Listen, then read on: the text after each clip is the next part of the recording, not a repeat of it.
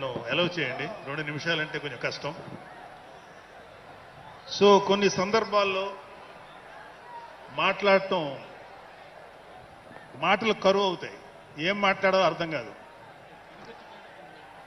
ఎందుకంటే ఒక సంవత్సరం దాదాపు 9 నెలలు 10 నెలల క్రితం మనం అధికారంలో లేవు. అప్పుడు మనకి ఎలాంటి విషయాన్నైనా ఏ విషయాన్నైనా తీవ్రంగా మాట్లాడగలిగేటువంటి శక్తి ఉంది. కానీ ఇప్పుడు అధికారం వచ్చిన తర్వాత మనం ఒళ్ళు దగ్గర పెట్టుకొని చాలా కేర్ఫుల్గా ఉండాలి. అలా ఒళ్ళు దగ్గర పెట్టుకోకుండా నోటికొచ్చినట్లు మాట్లాడితే ఏం జరుగుతుందో మనందరం కళ్ళారా చూస్తున్నాం. ఇవాళ అహంకారం తలకెక్కి నోటికొచ్చినట్లు మాట్లాడి చిన్న పెద్ద తేడా లేకుండా బిహేవ్ చేసినటువంటి మాట్లాడినటువంటి కొంతమంది ప్రతిపక్ష అని చెప్పలేములేండి, ప్రతిపక్షం లేదు కదా, నాయకులకి ఏం జరిగిందో తెలుసుకున్నాం. కాబట్టి ప్రతి మాట ఆచితూచి మాట్లాడాలి. సో అందుకని కొంచెం అది కూడా కాకుండా మేమందరం కూడా మాకు కొన్ని లిమిటేషన్స్ ఉన్నాయి. మన ప్రెసిడెంట్ గారు ఏమాత్రం ఒక మాట తేడాగా మాట్లాడినా ఒక ఏ విధంగానూ స్పేర్ చేయనటువంటి వ్యక్తి, ఒక డిసిప్లైన్డ్ లీడర్ ఆయన. సో ఆయన ఆధ్వర్యంలో చాలా జాగ్రత్తగా పనిచేస్తాం, జాగ్రత్తగా మాట్లాడతాం. Thank you very much. అసలు ఒక 12 సంవత్సరాల కాలం అంటే మన హిందూ సాంప్రదాయంలో 12 సంవత్సరాలకి ఒక ప్రత్యేకత ఉంది. మన కృష్ణా గోదావరి లాంటి నదులకి పుష్కరాలు జరుగుతుంటాయి. చాలా పవిత్రమైన రోజులు అవి. అలాగా మిగతా అన్ని ఆవిర్భావ సభలు ఒక ఎత్తు అయితే ఈ 12వ ఆవిర్భావ సభ ఒక నదికి వచ్చిన పుష్కరాలు ఎంత పవిత్రమైనయో అంత గొప్ప రోజు ఈరోజు. సో ఈ అవకాశం మనకి ఇచ్చినటువంటి పవన్ కళ్యాణ్ గారికి మనం అందరూ సదా కృతజ్ఞులై ఉండాలి. ఇప్పుడు పవన్ కళ్యాణ్ గారు ఆయన సాధించినటువంటి సక్సెస్, ఆయన సాధించినటువంటి విజయం మనం ప్రత్యేకంగా చెప్పుకోకర్లా. 100కి 100% స్ట్రైక్ రేట్ తోటి ఆయన విజయాన్ని, అద్భుతమైన విజయాన్ని సాధించడంతో పాటు అటు రాష్ట్రంలోనూ దేశంలోనూ ప్రభుత్వాలు నిలబెట్టడానికి ఒక వెన్నెముకగా నిలిచారు. సో ఆయన గురించి ప్రత్యేకంగా ఏమీ మాట్లాడక్కర్లేదు. ఎందుకంటే చాలా మంది చాలాసార్లు మాట్లాడుతున్నారు. మనం తెల్లారులేస్తే టీవీల్లో అన్ని చోట్ల చూస్తున్నాం. ఆయన తీసుకున్నటువంటి Panchayati Raj, water works, forest department ఎంత ఎఫిషియెంట్గా పనిచేస్తున్నారో, అలాగే మన మినిస్టర్లు తీసుకున్నటువంటి ముఖ్యమైన శాఖలన్నీ కూడా ఎంత ఎఫిషియెంట్గా పనిచేస్తారో మనందరం చూస్తున్నాం. సో స్పెసిఫిక్గా కళ్యాణ్ బాబు గారు ఎంత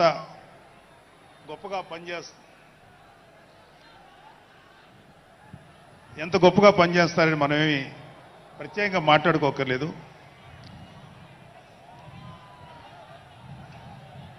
సో అయితే ఎన్ని మాట్లాడినా ఒక విషయం అయితే మనం మాట్లాడుకోవాలి. ఒక సినిమా స్క్రిప్ట్ కానీ ఒక ఉపన్యాసం కానీ దానికి కొన్ని లక్షణాలు ఉంటాయి. అంటే ప్రతి స్పీచ్లోనూ ఒక హీరో, అంటే ఒక సినిమాకి చెప్పిన ఒక హీరో, ఒక విలను, ఒక హీరోయిన్, ఒక హాస్యగాడు ఇలా ఉంటారు. సో మనం వైసీపీ హాస్యగాళ్ళ గురించి చెప్పుకోకుండా ఈ స్పీచ్ని ఎండ్ చేయలేం. ఎందుకంటే జగన్ లాంటి హాస్యనటుడు కనే కళ గురించి మీకు చెప్పాలి.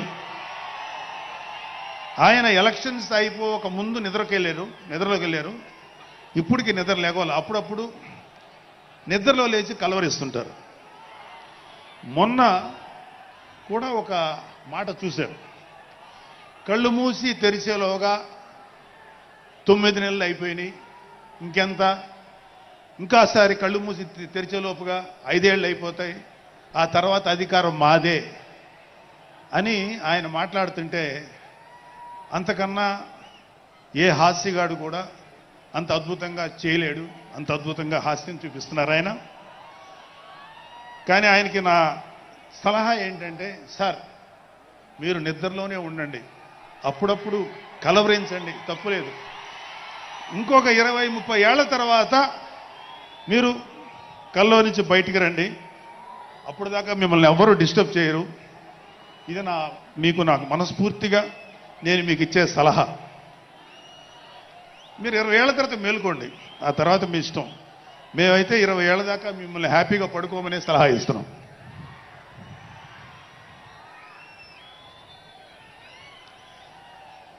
సో ఆంధ్రప్రదేశ్లో పవన్ కళ్యాణ్ గారి యొక్క చొరవతోటి ఏర్పాడైనటువంటి ఈ కూటమి ప్రభుత్వం ఎన్ని చోట్ల ఎంత పెద్ద సక్సెస్ అయిందో, ఎంత 164 సీట్లు సాధించే దిశగా ఆయన ఎంత కష్టపడ్డారో మనందరికీ తెలుసు.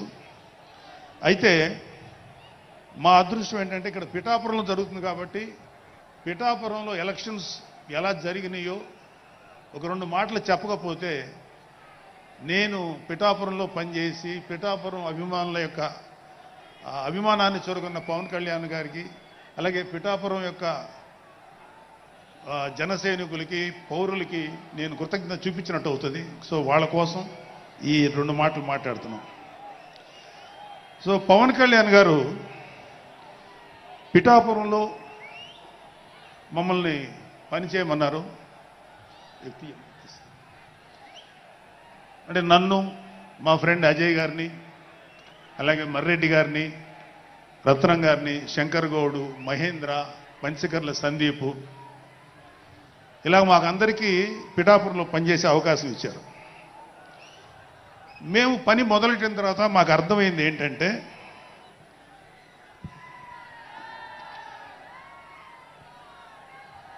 పవన్ కళ్యాణ్ గారికి ఆల్రెడీ ఇక్కడ విజయం ఖరారైంది. మనం ఓన్లీ పని చేస్తున్నట్టుగా ఉండడమే తప్ప మనం కొత్తగా చేయాల్సిన పని ఏమీ లేదు అని చెప్పి నాకు అర్థమైంది. నాకే కాదు మా అందరికీ అర్థమైంది. సో మేము దీన్ని ఎంత గొప్ప అదృష్టంగా తీసుకుంటున్నామంటే, పవన్ కళ్యాణ్ గారు మీరు పని చేసేసేటువంటి మేము ఇక్కడ ఏదో పని చేసాం అనే తృప్తి మాకు ఇవ్వటం కోసం ఆయన ఈ మమ్మల్ని అపాయింట్ చేశారు తప్ప ఆయన గెలుస్తారన్నది, ఆయన అఖండ విజయం సాధిస్తారని ఆయనకు ముందే తెలుసు. కానీ ఆ సాటిస్ఫాక్షన్ మాకు ఇవ్వటం కోసం మాకు ఈ అవకాశం ఇచ్చారు. అయితే అది మా అదృష్టంగానే ఫీల్ అవుతున్నాం. చంద్రుడికో నూలు పోగులాగా ఆయన పడిన కష్టానికి ఒక చిన్న పని చేసామనే తృప్తి అయితే మాత్రం మాకు నిజంగానే ఉంది. అయితే ఇక్కడ పిఠాపురంలో పవన్ కళ్యాణ్ గారు అఖండ విజయం సాధించడానికి 2 ఫ్యాక్టర్స్, 2 ఇంపార్టెంట్ ఫ్యాక్టర్స్. ఒకటి మన ప్రెసిడెంట్ జనసేనాని పవన్ కళ్యాణ్ గారు అయితే, రెండో ఫ్యాక్టర్, నాట్ వ్యక్తి, ఫ్యాక్టర్ పిఠాపురం జన సైనికులు, పిఠాపురం పౌరులు, పిఠాపురం ఓటర్స్. వీళ్ళిద్దరూ లేకపోతే మేము ఎంత ఏమి చేసినా ఏం ఉపయోగం లేదు. సో మాలో ఇంకెవరైనా సరే పవన్ కళ్యాణ్ గారి విజయానికి నేనే దోహదపడ్డాను అని ఎవరన్నా అనుకుంటే అది వారి కర్మ, అంతకంటే ఏం చేయలేం.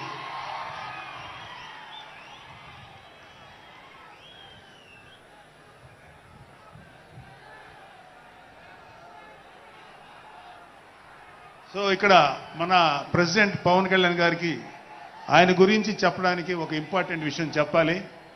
అది ఏంటంటే, మొన్న ఈ మధ్యన మా అమ్మగారితో మాట్లాడుతున్నప్పుడు మా కళ్యాణ్ బాబు గురించి ఒక మాట వచ్చింది. యాక్చువల్గా ఇక్కడ నేను ఒక అన్నగా మాట్లాడకూడదు, కానీ నేను ఒక పార్టీ జనరల్ సెక్రటరీగా మాట్లాడాల్సి వచ్చినా కూడా ఒక అన్నగా ఈ ఒక్క విషయం నేను చొరవ తీసుకుని మాట్లాడాలి. సో మా అమ్మని అడిగాను, అంటే ఆవిడ నాతో చాలా ఫ్రెండ్లీగా ఉంటుంది. ఆవిడ అడిగా, ఏదో మాటల్లో వచ్చింది, అమ్మ మమ్మల్ని, అంటే ఏ తల్లి అయినా ఒక ఆడతల్లి, ఒక స్త్రీమూర్తి బిడ్డను కనేటప్పుడు చాలా నొప్పులు పడుతుంది, అదొక పునర్జన్మ అంటారు. అలాంటిది నేను మా అమ్మని అడిగా, నేను పుట్టినప్పుడు ఏమన్నా పెయిన్స్ అనుభవించావమ్మా అని. మా అమ్మ అంది, నువ్వు పుట్టినప్పుడు నేను అనుభవించినది పెయిన్స్ భూమి మీద ఆడది అనుభవించలేదు, అంత కష్టం పెట్టేవాడు. అది మా అమ్మ చెప్పింది నా గురించి. సరే కళ్యాణ్ బాబు ఎలాగా అన్న. గొప్ప విషయం అంటే నేను షాక్ అయ్యా.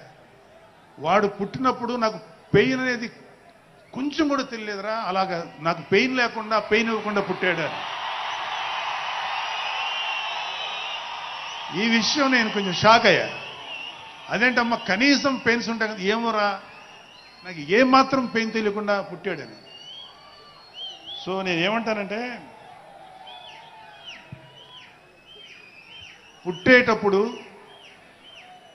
కన్న తల్లికి కూడా ఏమాత్రం నొప్పి బాధ ఇవ్వకుండా పుట్టిన పవన్ కళ్యాణ్ లాంటోడు, అలాంటి నాయకుడు ఈ కూటమి భాగస్వామ్యంలో ఉప ముఖ్యమంత్రిగా ఉన్న నాయకుడు ప్రజలకి ఎందుకు బాధలు రానిస్తాడు? వాళ్ళకి ఏ బాధలు కష్టాలు రాకుండా గుండెల్లో పెట్టుకొని చూసుకుంటాడు. అది మనం కళ్ళారా ఈరోజు చూస్తున్నాం. ఇప్పుడు మనం చూస్తున్నది ఆవగింజలో అరవంతు మాత్రమే. కూటమి భాగస్వామ్యంలో పవన్ కళ్యాణ్ గారి భాగస్వామ్యంలో జరుగుతున్న కూటమి ప్రభుత్వం పరిపాలన ఆవగింజల అరశాతమే. ఇంకా చాలా ఉంది. ఇప్పుడు చూస్తుంది just tip of the iceberg. అద్భుతమైన పరిపాలన మనకు రాబోతుంది. రాబోయే 20 ఏళ్లలో ఆంధ్రప్రదేశ్ ఒక స్వర్ణయుగం చూడబోతుంది.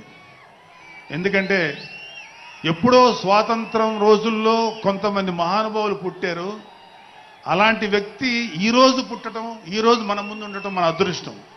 అలాంటి వ్యక్తి దగ్గర పని చేయడానికి ఇగో ఈ స్టేజ్ మీద ఉన్న ప్రతి ఒక్కళ్ళం గర్వంగా ఫీల్ అవుతున్నాం. మాకు పదవులు వచ్చినా రాకపోయినా ఆయనకి సేవ చేస్తాం. నేనేమంటానంటే, మీరందరూ తెలుసుకోవాల్సింది, మీరు పవన్ కళ్యాణ్ అంత గొప్పవాడు కండి, తప్పులేదు. రాకపోతే అంతగా అవ్వలేకపోతే ఒక గొప్పవాడికి అనుచరుడిగా మారండి, ఏదైనా మంచిదే. నేను ఆ పని చేశాను. రెండో పని, పవన్ కళ్యాణ్ గారు అంత గొప్పగా నేను అయ్యే దమ్ము లేదు, కానీ ఆయనకి అనుచరుడిగా మాత్రం నాకు అవకాశం ఇచ్చారు. అది నేను చాలా సంతోషపడతాను. ఎందుకంటే ఇవాళ కళ్యాణ్ బాబు లాంటి వ్యక్తి, ఇక్కడ ఉన్నటువంటి మా నాయకులు ఎవరైనా సరే, మేము చూస్తున్నది కేవలం ఒక జనరేషన్ కాదు, రాబోయే 3-4 జనరేషన్స్. అంటే మీరు, మీ పిల్లలు, మీ గ్రాండ్ చిల్డ్రన్ ఎంత మంచి ప్రపంచాన్ని చూడాలి, ఎంత మంచి జీవితాన్ని చూడాలి, ఎంత చక్కటి అవకాశాలు రావాలి అనేటువంటి ఆలోచనతోటే ముందుకెళ్తున్నాం. ఖచ్చితంగా రాబోయే 20 ఏళ్లలో ఇది జరిగి తీరుతుంది. పవన్ కళ్యాణ్ గారు ఒక జనరేషన్ కోసం కాదు, రాబోయే 2-3 జనరేషన్ల కోసం కూడా ఆలోచించగలిగేటువంటి గొప్ప నాయకుడు. ఇంకొక చిన్న విషయం ఏంటంటే, నాకు ఎమ్మెల్సీగా అవకాశం ఇచ్చినటువంటి మన ప్రెసిడెంట్ పవన్ కళ్యాణ్ గారికి నా హృదయపూర్వక కృతజ్ఞతలు. అలాగే నేను ఎమ్మెల్సీ కావటానికి నన్ను ప్రోత్సహించినటువంటి వ్యక్తులు, లేదా నేను ఎమ్మెల్సీగా ఉండాలని కోరుకున్న మీలాంటి ఎంతో అభిమానించే కార్యకర్తలు, అలాగే మా నాయకులు, ఆ రోజు నాకు సపోర్టుగా వచ్చినటువంటి మా నాయకులందరూ, మనోహర్ గారు, రామకృష్ణ గారు, విష్ణుకుమార్ రాజు గారు, లోకేష్ గారు, వీళ్ళందరికీ కూడా నా హృదయపూర్వక కృతజ్ఞతలు. అంటే దేవుడు అనేవాడు మనం అడిగితే వరాలు ఇస్తాడు, ఖచ్చితంగా వరాలు ఇస్తాడు. కానీ అడగకుండానే వరాలు ఇచ్చేవాడు పవన్ కళ్యాణ్. అతను ఏమని పిలవాలో మీరే డిసైడ్ చేసుకోండి. చివరిగా ముఖ్యమైన విషయం ఏంటంటే, జనసేనకి ప్రాణవాయువు లాంటి వాళ్ళు కార్యకర్తలు, వీర మహిళలు, జన సైనికులు, అభిమానులు. నేను ఒక జన సైనికుడిని అని చెప్పుకోవటంలో ఉండే ప్రైడ్ నాకు ఇంకా ఏ విషయంలో రాదు. చాలా గర్వపడుతుంటాను. సో అలాంటి జన సైనికులకి, మీ అందరికీ మేమందరం అండగా ఉంటాం. ఏదైనా చిన్న చిన్న ఇబ్బందులు తలెత్తినా అవన్నీ సరిచేస్తాం. ఇంకొక విషయం ఏంటంటే, జనసేన పార్టీ ఒక్కటే మీరు ఒక కార్యకర్త స్థాయి నుంచి అత్యంత ఉన్నతమైన స్థాయికి చేరుకోగలిగేటువంటి డెమోక్రటిక్ వాల్యూస్ ఉన్నటువంటి పార్టీ జనసేన. కాబట్టి జనసేనలో ఉండండి, జనసేనని ప్రోత్సహించండి. మీకే కాదు, మీ బిడ్డలకు కాదు, మీ మనవలకు కాదు, రాబోయే తరాలందరికీ జనసేన అండగా ఉంటుంది. మీ అందరికీ మేము ఫుల్ సపోర్ట్ చేస్తాం. మిమ్మల్ని అందరినీ గుండెల్లో పెట్టుకొని చూసుకుంటాం. ఎందుకంటే మా వెనకాల ఉన్నది ఒక శక్తి, దట్ ఈజ్ పవన్ కళ్యాణ్. జై పవన్ కళ్యాణ్, జై జనసేన, జై హింద్. గౌరవనీయులు పార్టీ ప్రధాన కార్యదర్శి శ్రీ శిలకం మధుసూదన్ రెడ్డి గారు వారిని ప్రసంగించాల్సిందిగా మీ దగ్గర ఎదురు పొడియం